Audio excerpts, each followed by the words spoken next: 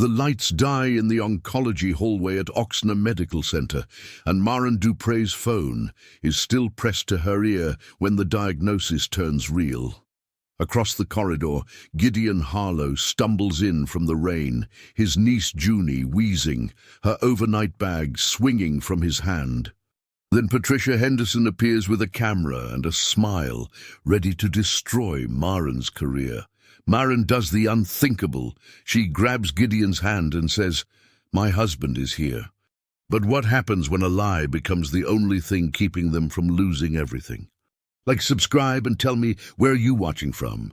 Maren Dupre had been in hospitals before, but never like this one. Never with the lights cutting out just as the doctor finished speaking. Never with her own breath catching in a way that made her feel older than she was. She stood frozen in the Oxner Medical Center oncology wing, still holding her iPhone, as if the screen might take the words back or correct them or do anything besides stare blankly. The storm outside drummed against the glass, yet what unsettled her more was how her name looked printed on the lab results, too intimate and final.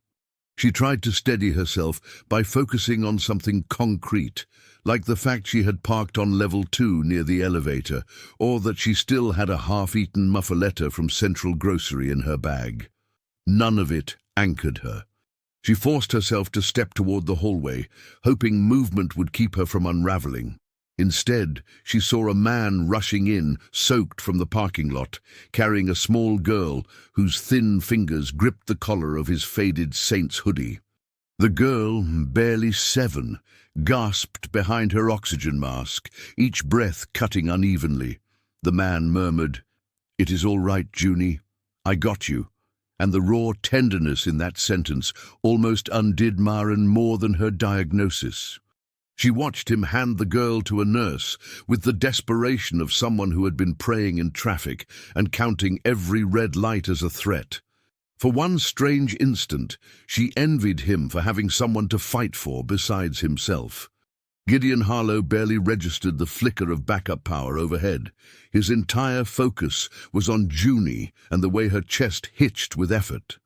He had raced down Interstate 10 in his 2008 Toyota Tacoma, windshield wipers slapping uselessly, repeating, "The inhaler is in my pocket. Stay awake, sweetheart. Please stay awake," like it might bargain with fate. The nurse guided him toward a chair while taking Junie to triage, and Gideon felt the impossible mixture of relief and panic that always followed handing her over. He wiped his hands on his jeans and realized they were trembling. He fumbled for his wallet, looking for her insurance card, and only then noticed the woman a few feet away watching him, not with pity, but with the solemn recognition of someone standing on a cliff of her own. She had that restrained grace of corporate people he occasionally saw near Poydras Street, but right now she looked undone in a way that felt strangely familiar. Before he could wonder who she was, movement at the end of the hall caught both their attention. Patricia Henderson, the kind of polished executive who traveled with an entourage, walked toward them with 2 men carrying clipboards and what was clearly a recording device held low as if subtlety made it kinder. Gideon felt his stomach tighten. Whatever this was, it was not hospital business. Patricia greeted Maren with a sweetness that curdled quickly. She asked about the upcoming board vote, like someone discussing the weather, then pivoted to questions about Maren's personal life with pointed casualness. Gideon did not know the details, but he understood the tone. He had heard it in custody meetings and in bureaucratic offices where people made decisions about children without seeing the adults who loved them. Maren straightened her shoulders, yet he saw how her fingers curled slightly against her thigh, the smallest sign of dread. Patricia spoke of stability and public responsibility, implying that the contract Maren was supposed to lead required optics, community trust, a visible family anchor. Maren responded carefully, but Gideon noticed how her jaw tightened when Patricia mentioned hurricane season and investor nerves. Something about that combination made Maren's eyes flicker with a private fear. It struck Gideon unexpectedly that she had come to receive medical results alone.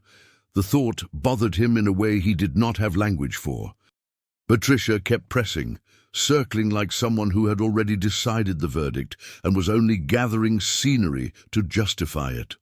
When Patricia asked, rather loudly, whether any family was with her today, Maren hesitated for half a second. Gideon thought she might lie about someone arriving soon, or claim she preferred privacy.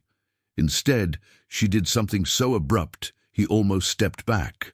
She walked straight toward him and took his hand firmly, her fingers cold but deliberate. "My husband is here," she said, and the conviction in her voice startled even her. Gideon felt his pulse spike. He opened his mouth to correct her, but at that exact moment Junie's cough echoed from triage, sharp and frightened, and a nurse called, "They need the Guardian to stay close." The words "unfit Guardian" flashed across his mind with a force that made everything tilt. He closed his mouth slowly. He knew too well how easily a single doubt could shift a caseworker's stance or complicate an already fragile situation. He did not know this woman, but he recognized desperation disguised as composure. He heard himself whisper to her, barely audible, "Just go with it for now, all right." She nodded once, her lips tight, as if grateful in a way she would not say aloud. Patricia narrowed her eyes and asked a series of questions meant to expose cracks. How long had they been married? Where did they live? Was family support steady? Gideon answered cautiously, letting Maren lead, offering simple confirmations that did not sound rehearsed. When Maren's voice faltered on a date, he slid his thumb lightly across her knuckles, a gesture meant to steady her, rather than fool anyone. Yet he saw Patricia notice it and recalibrate, because sincerity was harder to fabricate than facts. Maren asked if this interrogation was truly necessary during a medical emergency, and for a moment Patricia looked almost pleased, like she had found the reaction she came for. She pulled back with a cool smile and said she would check in later. The two men behind her lingered, then followed as she turned away. Gideon exhaled slowly, realizing he had been gripping Maren's hand long after she needed him to. He released it with an awkward apology, but she shook her head and whispered, "Thank you," like it cost her something to say it. Once Patricia disappeared around the corner, Maren stepped back slightly, putting her hands on her hips, the way people do when trying to reclaim air around them. She avoided Gideon's eyes for a moment, then asked if Junie would be all right. He told her he hoped so, which was the closest he could get to honesty without falling apart. She nodded, as if she understood that kind of hope intimately. He could sense she wanted to explain something, maybe why she had dragged him into her corporate battlefield, but instead she said, "I am sorry. I should not have done that to you," even though her voice carried the heaviness of someone who had run out of safer choices. Gideon surprised himself by saying, "It is fine. People do strange things when they are scared," then regretted the bluntness of it.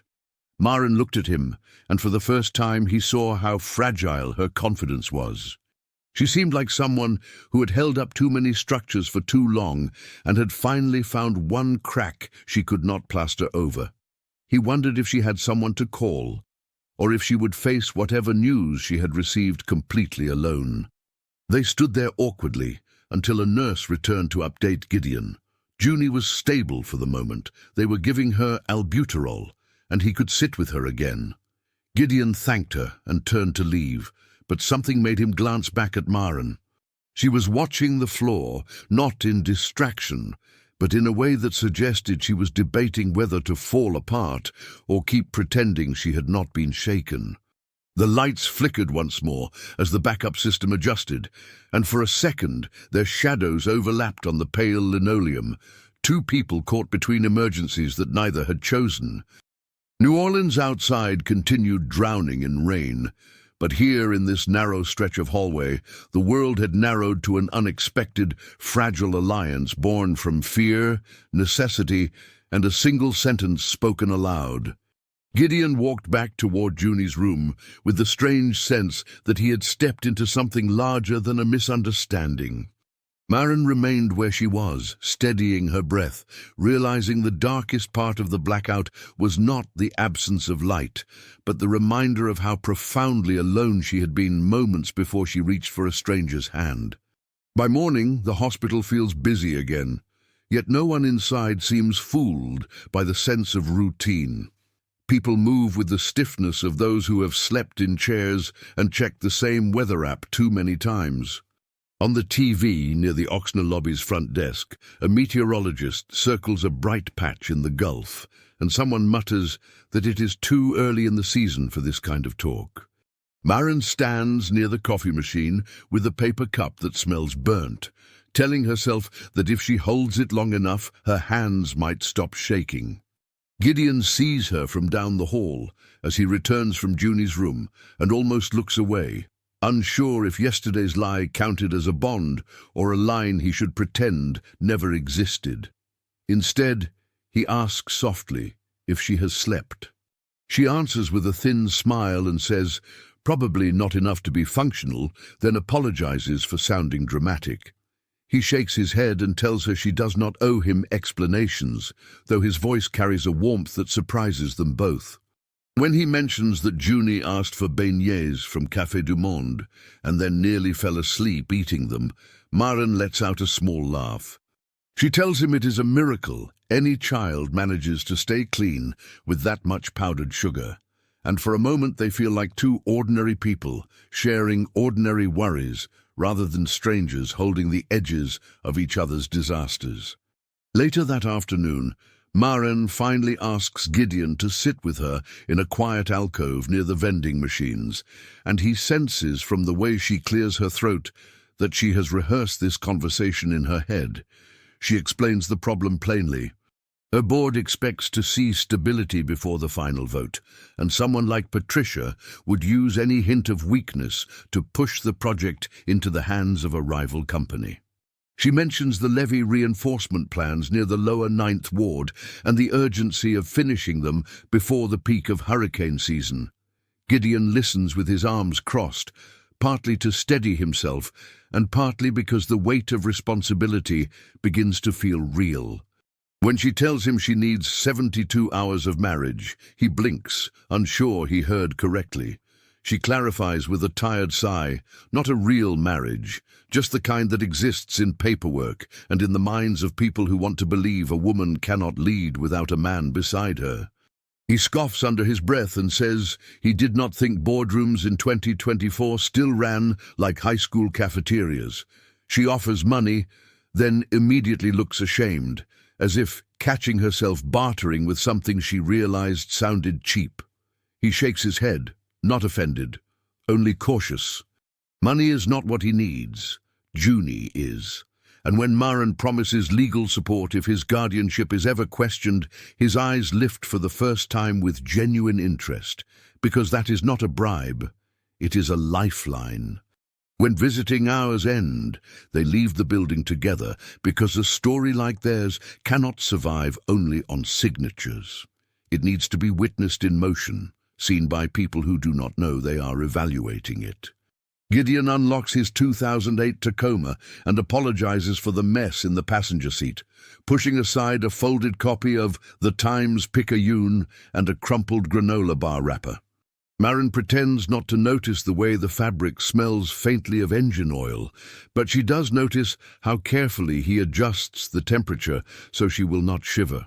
On the drive toward the French Quarter, Junie falls asleep in the back seat, her small head rolling gently with each stoplight.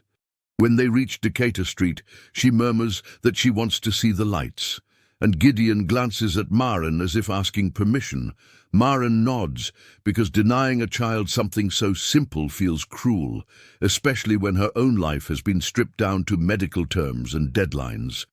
They park near Jackson Square, and as they step out, the smell of fried dough clings to the air. Maren buys a single beignet for Junie because one is already risky, and watches the girl grin sleepily as the sugar dusts her shirt. Gideon laughs and says, "I told you she makes a disaster zone out of pastries," and something in Maren loosens, just slightly. While they sit on a low stone bench facing St. Louis Cathedral, Junie takes a napkin from the beignet bag and begins drawing stick figures in the shaky handwriting of a child who is halfway between exhaustion and delight. She shows it to Gideon first, proud of the crooked heart beside their names. He praises her art with exaggerated seriousness, calling it museum-worthy, then hands it to Maren. When Maren sees her own name written beside theirs, far larger than necessary, she swallows hard. The ache behind her sternum is not fear this time, but something gentler, something she's not ready to acknowledge. She asks Junie why she drew them that way, and the girl shrugs and says, "Because that is what it looked like earlier when you held his hand." Maren blushes. Gideon clears his throat and neither of them knows what to say next. A few tourists walk by carrying Café du Monde cups, and one of them snaps a picture of the cathedral, catching the three of them in the frame without noticing. Gideon folds the napkin and tucks it into his wallet, not because he needs proof of their story, but because the drawing feels like a fragile prediction he does not want to lose. Maren sees him do it and asks quietly, "You are saving that, really?" He shrugs and says, "Maybe I like the reminder." They begin heading back toward the Tacoma when they run into Patricia, or at least that is how she frames it. She pretends to be surprised, though her eyes flick immediately to the beignet bag and Junie's sleepy grin as if assessing the authenticity of the scene. She greets them politely, then comments on how lovely it is to see family spending time together outside stressful environments. Gideon answers lightly, saying they wanted Junie to get some fresh air before the rain returned. Maren adds that they thought the lights might cheer her up. Patricia studies the silence between them more than the words, watching how Gideon places a steadying hand near Maren's back when a group of joggers brushes past. Maren asks Junie if she wants to rest her head on her shoulder, and the girl nods, nestling against her as if it is the most natural thing in the world. Something unreadable flickers across Patricia's expression. She thanks them for their time, then excuses herself with the kind of smile that suggests she has gathered enough clues for now. Gideon exhales slowly.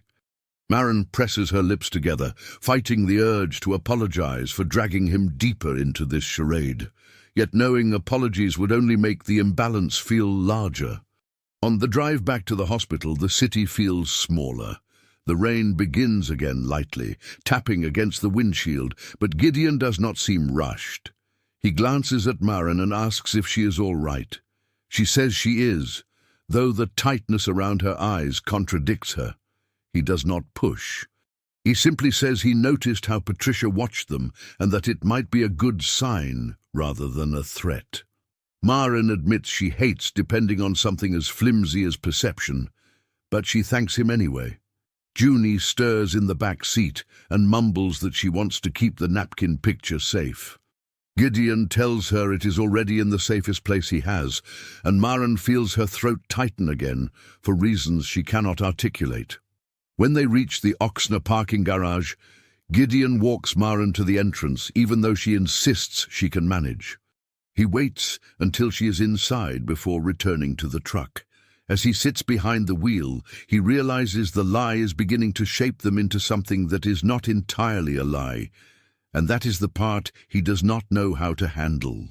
Inside the hospital, Maren presses the elevator button and tries to steady her breathing, aware that the 72 hours she requested are no longer just a countdown. They are a turning point she did not see coming, and one she might not be able to undo. By the third morning, Gideon felt as if New Orleans itself had stopped to listen for something he could not name. Humidity clung to his clothes as he waited for Junie's results, pacing the same stretch of hallway past a vending machine that refused to take his dollar. When the nurse finally stepped out with a small smile and said that Junie's breathing test looked better, his knees buckled in a way he had not allowed in years. He pressed his forehead to the cold wall outside her room and let a few tears fall, quiet and fast, grateful no one lingered nearby.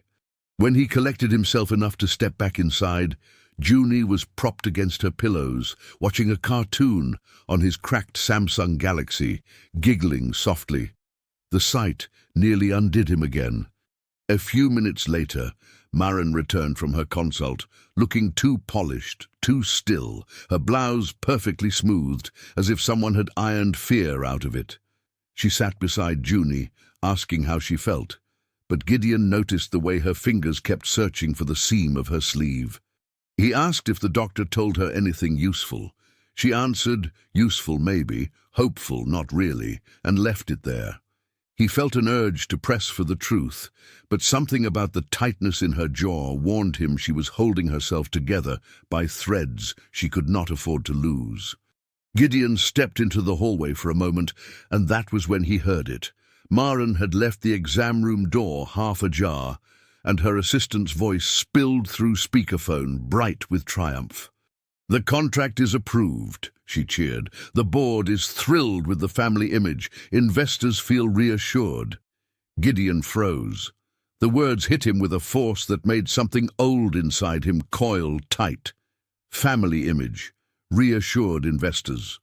He gripped Junie's small overnight bag, suddenly feeling ridiculous for having kept the napkin drawing in his wallet like it meant something real. Maren said something in response, something about final signatures and timelines, but her tone sounded distant, businesslike, and nothing like the woman who had almost cried on a stone bench in Jackson Square. He waited for her to correct the assistant, to say he was not part of a campaign, but silence followed. He felt his throat heat with humiliation. It was not the lie itself that hurt, but the ease with which it seemed to fold him into a role without his consent, as if his affection for Junie and his desperation to protect her had simply been a convenient accessory. When Maren stepped out and saw his expression, she knew instantly that he had heard.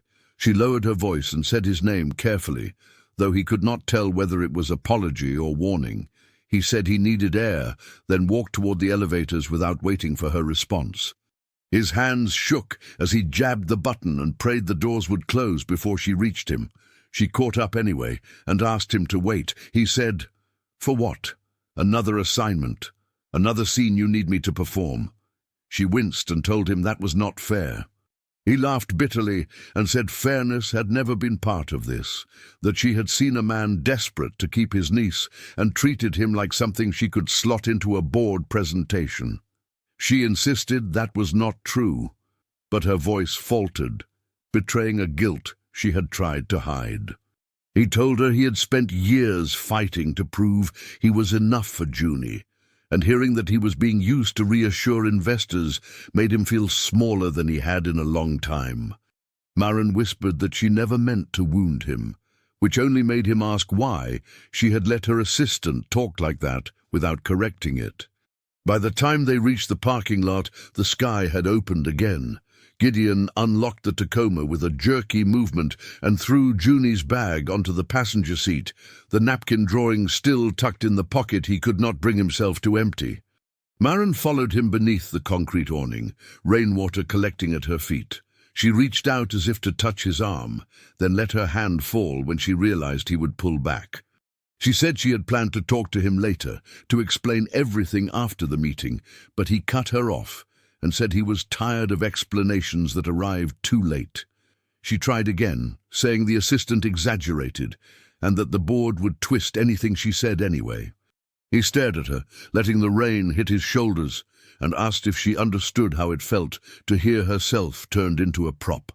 Her eyes filled, not dramatically but with a quiet dread, because part of her knew she had moved through life treating people as variables, not intentionally, but out of habit.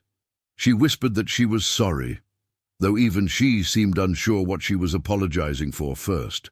Gideon opened the driver's door and paused, giving her one last chance to say something that might change the moment. She whispered, "Please don't leave like this." He shook his head and said, "I can't stay in something built on a lie that only benefits one of us." She stepped closer, telling him the contract meant protecting neighborhoods that would flood without proper barriers, that she was fighting for more than her title. He said he believed her, but he also believed she had not once asked what this cost him or what it meant to Junie. The engine sputtered as he turned the key, and Maren tried one last time, saying his name in a tone that broke in the middle. He looked away. The hurt in her voice clawed at him, but the anger was louder, telling him he needed distance before he drowned in something he never agreed to feel. When Gideon finally drove off, the wipers scraping frantically against the windshield, it felt like fleeing rather than leaving. Maren stood beneath the hospital awning long after the Tacoma disappeared down the ramp toward Jefferson Highway. Her hair clung to her cheeks, though she could not tell whether it was the rain or her own tears. She pressed a hand to her abdomen as if something inside her had cracked, wider than she expected. For the first time since her diagnosis, the fear of dying was not the sharpest pain she carried. What hurt more was the way Gideon had looked at her in those final seconds, as if she had become the very thing she had spent years trying not to be. She remained there, staring at the parking lot's shimmering pavement, realizing the moment had broken not just the fragile trust between them, but the illusion she had long clung to, the illusion that she could move through life without leaving wounds behind. Maren did not expect silence to feel hostile, yet her apartment on St. Charles Avenue carried a stillness that made her heart thump too loudly in her own ears. She kept pacing from the kitchen counter to the narrow balcony, passing by a wilted vase of lilies she had bought days earlier to brighten the space. Nothing brightened anything now. She tried opening her laptop to draft a message for the board, something polished and reasonable, but the sight of the blinking cursor made her shut it again. Emails were armor, and armor was exactly what she did not want anymore. Instead, she pulled a sheet of plain white paper from a drawer, the kind usually reserved for grocery lists or reminders, and sat at the dining table where a mug with Café du Monde branding still held cold coffee. She wrote slowly, choosing honesty over strategy. She admitted she had held Gideon's hand in that corridor because Patricia had cornered her. Yet somewhere between the fear and the noise, she had found herself wanting someone to stand with her for reasons that had nothing to do with optics. She wrote about Junie's drawing, about how gently the girl had held her wrist, and how those tiny gestures had reached places she had ignored for years. When she finished, she folded the letter carefully and pressed her thumb to the crease, as if sealing a piece of herself inside it. Before dawn, Maren drove back to Ochsner Medical Center using her old sedan, a 2014 Honda Accord that rattled slightly each time she braked. The city felt suspended in a half-sleep, the streetcars still idle along the St. Charles line and the lamps glowing faintly near Tulane Avenue.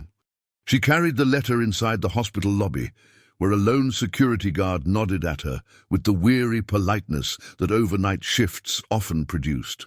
She asked the early shift nurse to deliver the note to Gideon when he arrived, her voice catching for a moment when the nurse asked if it was urgent.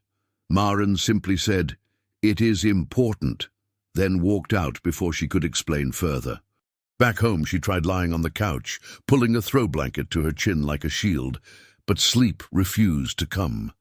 Every time she closed her eyes, she saw the look on Gideon's face in the parking lot, the mixture of hurt and disbelief, and she wondered if a letter was too small a gesture to undo the damage she had caused. Still, it was the only thing she could offer without risking breaking again in front of someone who already knew how fragile she was. Gideon found the letter just after sunrise.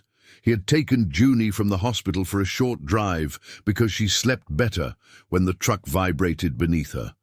They ended up parked beneath the Crescent City connection, the Tacoma, positioned along the Mississippi riverside, where truckers sometimes rested. Junie dozed against his shoulder, buried in the oversized Tulane University sweatshirt he had grabbed from the house without thinking. The river moved steadily, and for the first time since everything fell apart, Gideon allowed himself to breathe. When he unfolded the letter, the handwriting startled him. It was uneven in places, as if written by someone who had been arguing with her own courage. The honesty cut through him. She had not tried to justify herself. She did not beg. She confessed fear, loneliness, and the shame of realizing she had used him without meaning to. She wrote that she admired his tenderness with Junie and that she wished she had not needed a crisis to admit she envied that kind of clarity. Gideon read the lines twice, then a third time, and somewhere between the second and third reading he felt the anger drain from his chest, leaving behind something quieter and heavier. He touched the edge of the page with his thumb, as if testing whether the truth written there was meant for him or simply meant to unburden her. Junie stirred slightly, clutching the folded napkin drawing that had become her talisman. She mumbled that she wanted to go back to the hospital to show Maren that she was brave today. Gideon kissed the top of her head and whispered that maybe they should do that.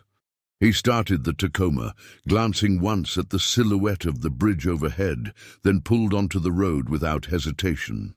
The closer they got to Oxner, the more he realized he was not returning out of obligation, but out of recognition, the kind that comes when someone finally reveals the part of themselves they had been protecting too fiercely. When he parked again in the garage, Junie reached for his hand, and he squeezed gently, the way Maren had squeezed his in the blackout. They entered through the main lobby, maneuvering past a cluster of hospital volunteers offering coffee and maps to visitors. He nodded politely, though his focus stayed fixed on the elevators and the letter in his pocket. In the lift, Junie leaned against him and asked, "Uncle Gid, do you think she will smile when she sees us?"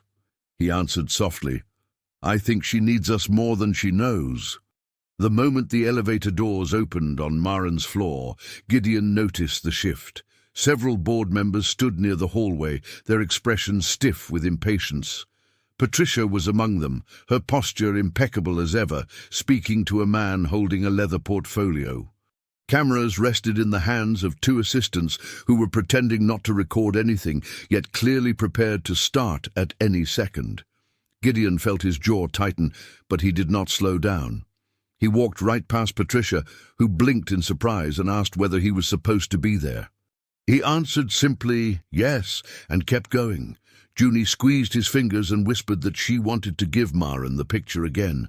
They reached the door to Maren's room, and Gideon knocked once before entering. Maren looked up from her bed, eyes swollen, hair loosely tied as if she had given up taming it. When she saw them in the doorway, her breath caught audibly. Gideon knelt beside her without theatrics. He took her hand exactly as she had taken his during the blackout, steady and certain, and said, "I am not here to pretend anymore." The simplicity of the words made something inside her soften in a way she had not allowed in years. Junie climbed gently onto the mattress, careful not to disturb the IV taped to Maren's arm. She placed the crumpled napkin drawing in Maren's palm and said, "You forgot to keep it safe, so I brought it back." Maren choked on a laugh, then covered her mouth with her free hand as tears slid down her cheeks. Gideon remained beside her, thumb brushing the back of her hand in a gesture that felt like an apology and a promise at once. Maren closed her fingers around the drawing and Junie's small hand on top of it, as if anchoring herself to something steadier than any contract. Outside the window, clouds gathered again, signaling more rain, but none of them looked toward the storm. They stayed inside the small room, bound by something that had not existed a day before, something that refused to be undone. It was not strategy or survival. It was a decision to keep showing up even when fear suggested it would be easier to walk away. For the first time in a long while, Maren felt the possibility of a future that did not terrify her. A future shaped not by optics or duty, but by the simple, stubborn act of choosing one another.